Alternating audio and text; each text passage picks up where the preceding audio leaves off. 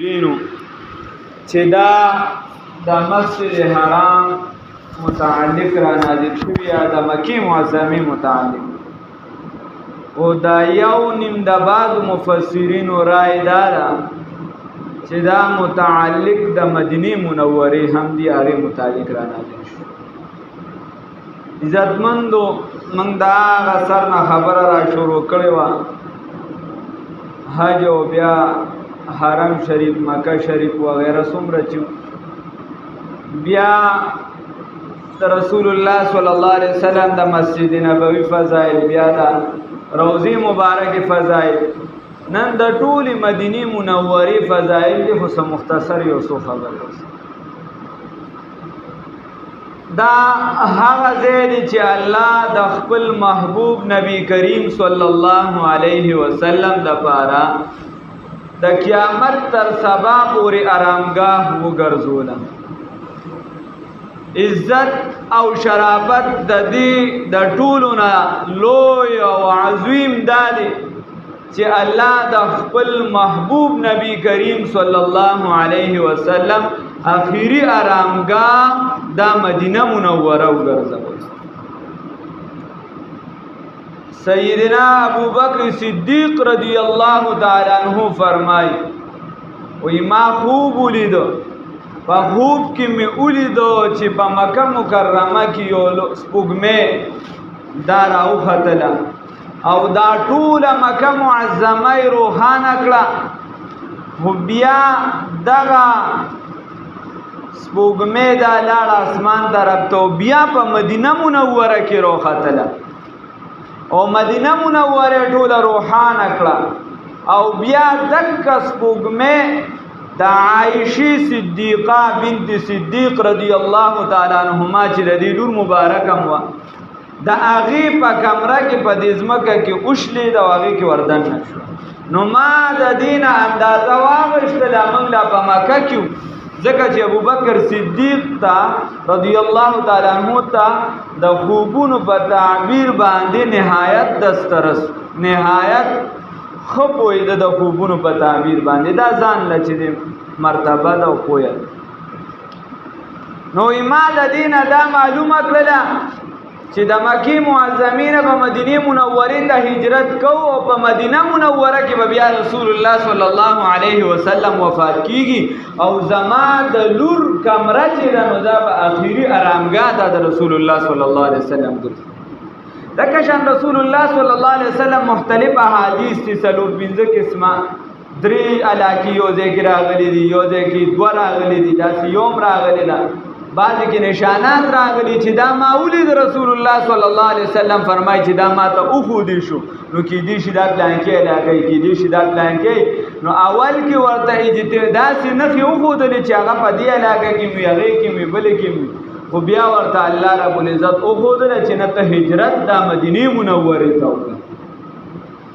ابن حجر مکی رحمه الله علی کې چې د مدینه منوره خپل نمونه تقریبا 1000 نمونه دي یو زر نمونه د مکی معظمه دي او علما لیکلي چې نمونه زیات دي نو د دینه دا اندازه لګي چې شرافت زیات دي عزت زیات دي عظمت زیات دي قدر او منزلت زیات دي ځکه نمونه زیات د کمی خاري زر نمونه نو دا رسول الله صلی الله علیه وسلم حدیث کې او فرمایل سم الله تعالی طابا الله رب العزت دل طابا نومه بعضو حدیثو کې طیبه راغلي دي بعضو کې طیبه راغلي دي نورم راغلي مختلف الفاظ سره نه کوي نو پاکی کون کې او عمدہ نو دا انسان چې گناهگار ورشي او صحیح آداب دغه ملحوظ حاضر ساتي نو الله د مدینه منوره کې پاک یا حدیث کې راځي رسول الله صلی الله علیه وسلم فرمای بابا وی دا مدینه منوره چې دا پشان د بټه ده دا ناپاک سړی ځان کې نه پرېږدي. نو علما لیکي چې دا د لومبنۍ زمانې سره خاص او بیا چې دی عام شو پکې خلک ځي راځي اوس پکې لکاره بلاته موندلی شي دلته نه خالص کده بلکې رسول الله صلی الله علیه وسلم فرمایي د آخر زمانې نه هو کې چې اعلی طبقه بعض خلک به د سیر او سیاحت لپاره بیا صرف حج لځي لکه تاسو وګورئ بس دی هلته مکه کې مونځ هم نه کوي هلته بار هوټلو کې پاتې کېږي هوټلو کې خواځ هم بار پاتې خو لکه مونځ هم پکې نه راپوځېږي هلته او دا هغه کسان ورته زه خبرې کوم چې کوم ورسره پاتې شوي دی خپلې کوي مونږ خو دا تللی نه یو الله دې راته د ادب او احترام سره بار بار وښه او څوک به ځي معتدله هلک هغې به تجارت له ځي تجارت له به ځي ښه وایي به چې حالانکې روانې پکې ځکه حج مجموعه د زیارت او د عبادت او د تجارت ده خو لیکن د بنیت صرف دغه تجارت د وځي او اخیره کمزور طبقه هغه په حرمینو شریفینو ته د سوال د پاره ځي تاسو څو ګورئ کمال جوړ کما حرم شریف کې د خدای نه غواړي په دې هغه حجاج بن یوسف بیا پکار خیر نو رسول الله صلی الله علیه وسلم بیا با ودا د اخر زمانه سره بیا خاص دي سره اخر سره علماء لیکي چې په منځ کې ته کله راوځي او دا حدیث متعلق د مدینه منوره د استوګن دي چې دا د هغه دي نو چې په منځ کې ته راوځي کله نو بیا په کار د چویاړي کله اخر او د اول سره خاص لکه په آخر زمانه کې بخاری شریف کې حدیث دی د دجال متعلق چې کله رسول الله صلی الله علیه وسلم پیشنګویی کولی نو یو یې پکې یو دوه درې ځایه دي چې دې ته به نه داخلېږي یو یې پکې مدینه منوره یاده کړه چې رسول الله صلی الله علیه وسلم وفرمایل دې ته به دجال دا نه داخلېږي او دجال چې کله مدینه منورې حدودو ته رانږدې شي نو دغه کبار به ودرېږي او یو چغه به ووایي نو د هغه د چغې سره به په مدینه منوره باندې درې پیرې زلزله راشي نو چې کوم بې ایمانه منافق وي دا به والله باروځي او پاکو خلکو ته به مدینه منوره پاتې شي ابتدایي نوم د دې مخ نومونه ډېر تېر شوي خو یثرب به ورته وي یثرب یا ظالم کس نومو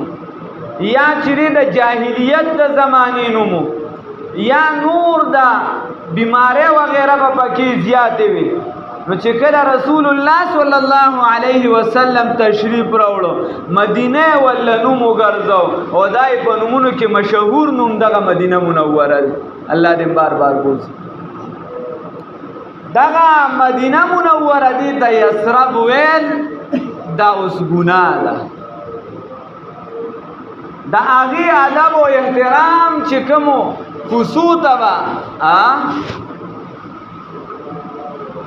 محمد امین اجی سے بھی ہوځه کې وای زړګي سترګې لګاوه د قدم لار نه ده حضرت بیخي قدمونه دومره خوار نه ده په دغه ځای کې به جبرئیل علیه السلام خپې ابله لشوقت للرو رستا د خپو دپاره نه ده او دغه پنځه منارې ښکلې د محبوب د حرم یوه هم کمه د عرش له لوړ میناره نه ده اوس به په باب السلام ورشو د محبوب روضې له جولې خالي راوړلې چا د دې درباره نه ده نو دغه ځای د اذان ده چې کوم ځای د جبرائیل علیه السلام د تلو راتلو مرکز و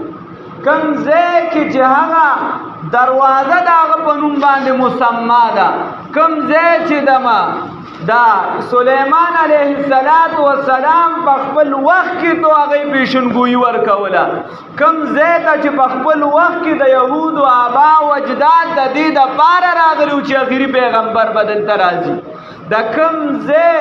فضایل چې په تورات کې را روانو د کوم ځای فضایل چې د هر خاص او عام په زبان باندې دي نو بابا هغه ځای به د فضایلو مرکز او مجموعه نه وي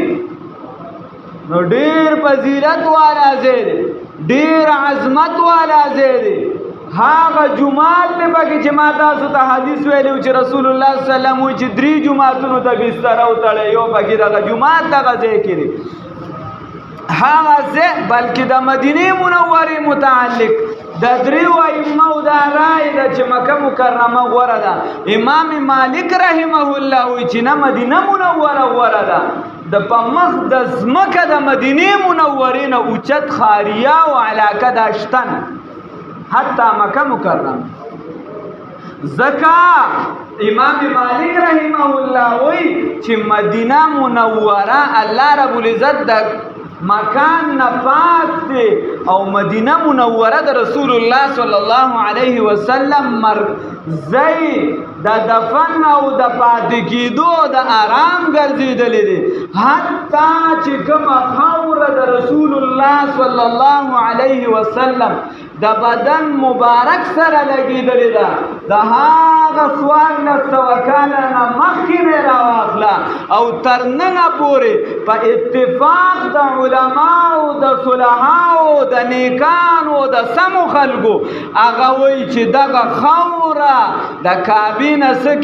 د عرش نه څه د عرش او کرسي نه هم الله ته زیاته محبوبه ده او د دې فضیلت زیات دی. دا دغه خاص دی چې کومه لګېدلې د رسول الله صلی الله علیه وسلم په مخ د ځمکه کم ځای کې په مخ د ځمکه نشته. بل دا د پیغمبر معجزه وي،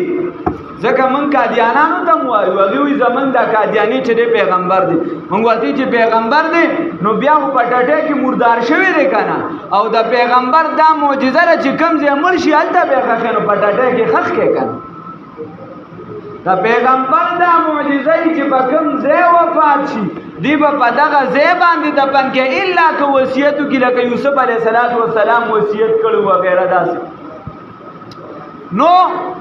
پیغمبر علیه السلام په دغه کمره کې وفات شوی د عایشې رضی الله تعالی عنها. او بلکې چې کله مکه مکرمه فتح شوه نو رسول الله صلی الله علیه وسلم انصارو ته فرمایي اے انصارو، اے نوجوانانو د انصارو تاسو نه غواړئ. هغې کې یو کس نه څه خبره وتې، هغه ته یې ویل چې ټول خلک مال وړوي، ټول خلک یو څه بل څه وړي او تاسو ځان سره د الله محبوب بوځئ. ځکه د رسول الله صلی الله علیه وسلم خپله علاقه بیا مکه وه خو فتح شو. تاسو دا نه خوښوئ چې خلک مال وړي، خلک مال غنیمت وړي او تاسو ځان سره د الله محبوب بوځئ صلی الله علیه وسلم. او رسول الله صلی الله علیه وسلم فرمایي په مخ د ځمکه هره خاریه چې ده دا په توره باندې فتح شوې ده، خو الا مدینه منوره چې دا په قرآن فتح شوې ده، دا په قرآن فتح شوې ده، دا په قرآن فتح شوې ده. اوس هم پکې ته وګوره هغې کې آثار چې دی د رحمت او د نرمۍ زیات دي. د دې وجې استادان فرمایي بلکې وایي دا مکه مکرمه دا د عارفانو ځای دی. عارف چې دی نو هغې ته چې وررسي هلک ډېر ګران وي، هغه د مختلفو مراتبو نه راتېرېږي، د سختو نه راتېرېږي. او مدینه منوره دا د عاشقانو ځای دی. نو د عشق په لار کې ادب او احترام ډېر زیات وي، فضایل د دغه ځای ډېر زیات دي. آداب او محبت دا په زړه کې لازمي دی. الله رب العزت موږ له توفیق راکړي چې دغه ځای ته لاړ شو، د دغه ځای د آداب او د احترام خیال وساتو.